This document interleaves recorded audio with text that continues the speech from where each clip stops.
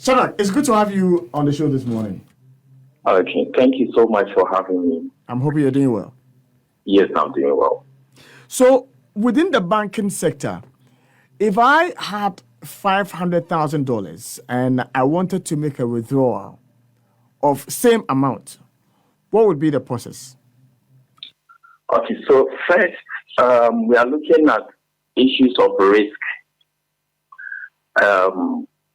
If you have so much money in your account, the first thing, let me just take it from that angle because every customer has a risk profile. So much will depend on the particular type of customer or the profile of the customer. Every customer is risk based on their activities and the kind of things they do because banks are supposed to declare sources of all funds that their customers hold. We are required to have an idea of what kind of business our customers are doing and what kind of risk they pose on the system. So if a customer is considered high risk, for instance, we have politically exposed persons. These are people we term as high risk customers. So if you are dealing with such a customer, we have to pay attention and do enhanced due diligence to be ensured that all the funds that the customer has in his or her account is legitimate because of money laundering issues, because the regulator is also very firm on issues of money laundering. So if you have so much money in your account and you want to withdraw, well, the law does not limit us to a certain amount of money that you shouldn't be able to withdraw. You should be able to withdraw. But then remember that banks don't keep all those money in our vaults. These are all risk issues. Because the more of that we keep in our vaults, it's also a risk to us. So no bank will keep such huge sums of money. You must notify the bank and give the bank time to organize the money for you. So if you are coming to pick the money, they say, well, we can arrange for that for you. But in today's day, we will not encourage that because, one, any amount that goes out of the account, we are supposed to report on compliance issues. And that borders around transactions that go on in the account, both deposits and withdrawals. We are supposed to report. So when you are withdrawing even from your own account, we are required to document the details of the person who withdrew the money, the time the person took the money. We may not be able to ask what you're going to use the money for, but at least we should have an idea to document. And we report that such and such money was taken from such and such person's account on this day at this time. These are reporting issues for compliance reasons because the Financial Intelligence Center and then the Bank of Ghana will require such reports for also their activities.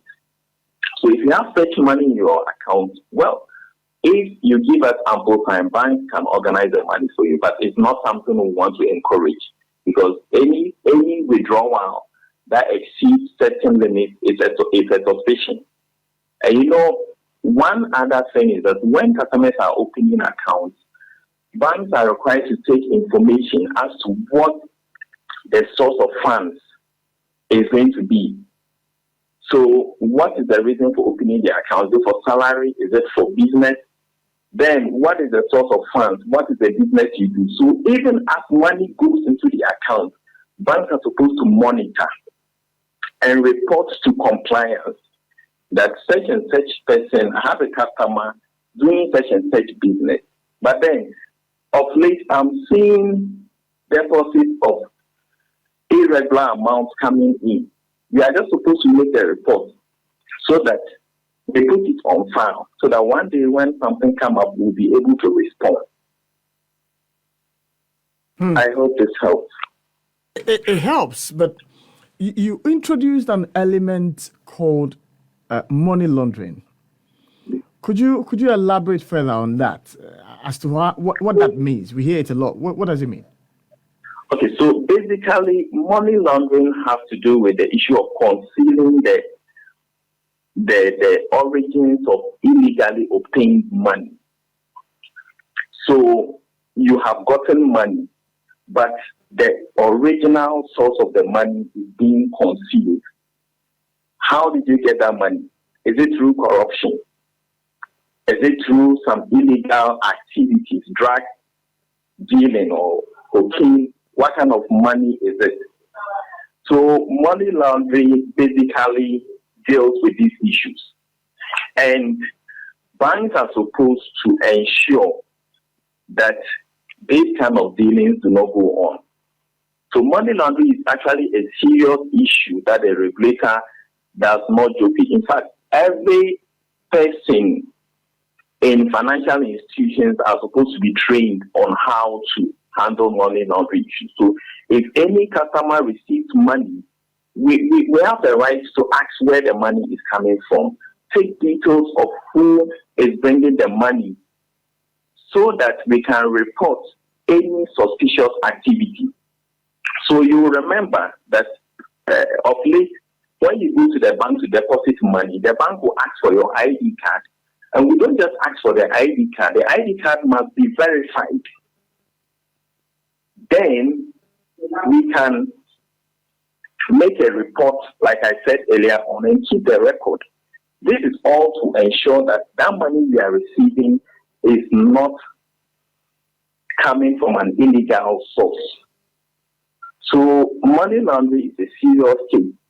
Even the bank or the bank teller or the bank worker who is receiving that deposit, if he refuses to report anything he suspects as an illegal activity or money laundering, if he suspects anything that has to do with illegality with the money, and he doesn't report, he stands to be penalized.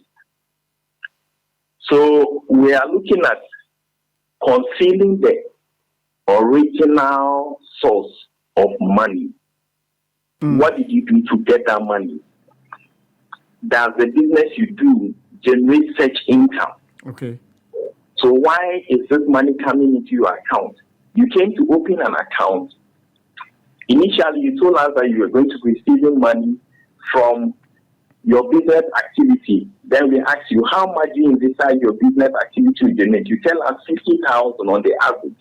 Then all of a sudden, we have 500,000, 1 million coming in. We have to ask questions and we have to report to compliance. So all these have to go to the Financial Intelligence Center. They also have their system where they regulate.